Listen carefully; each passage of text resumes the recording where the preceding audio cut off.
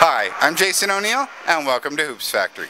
Phil Doherty is the coach of the prolific prep basketball team. We were able to catch up with Phil and talk about an early season loss and working with his talented team.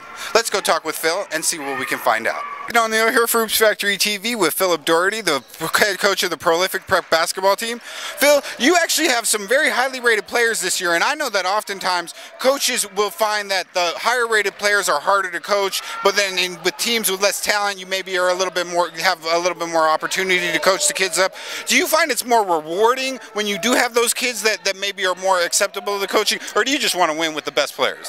Well, we have great kids, so whether you're ranked or not ranked, you have an opportunity to be coached. And so Jeremy, our director, is one of the best in the world at what he does, and all our players try to take advantage of it. So the good thing for us is our really good players are really coachable, but they're really good people, right? And they set the tone by working really hard. Josh, for example, he competes at everything.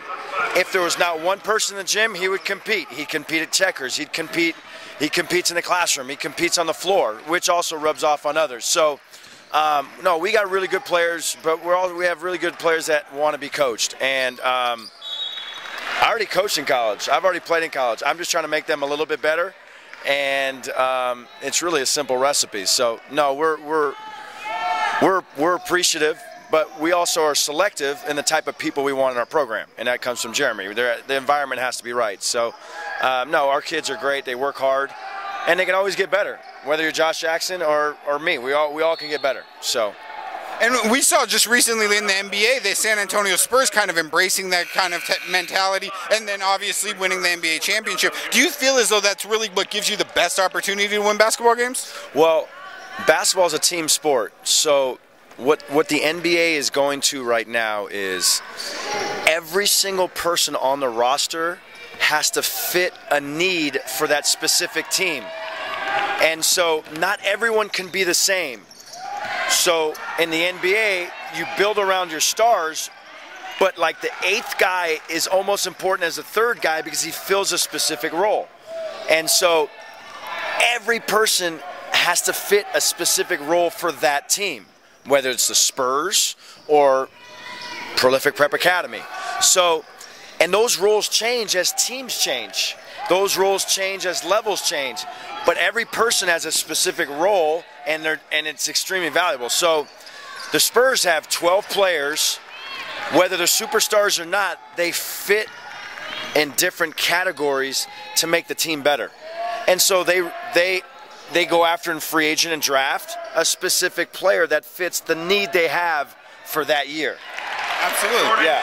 And then recently, you guys have had a very good season so far, but you did have a loss to Plano West. I know a lot of times coaches will take losses as an opportunity to refocus the team. Was that something you did? Yeah, well, whether you win or lose, like for instance today, we won, but we weren't happy because we didn't play well.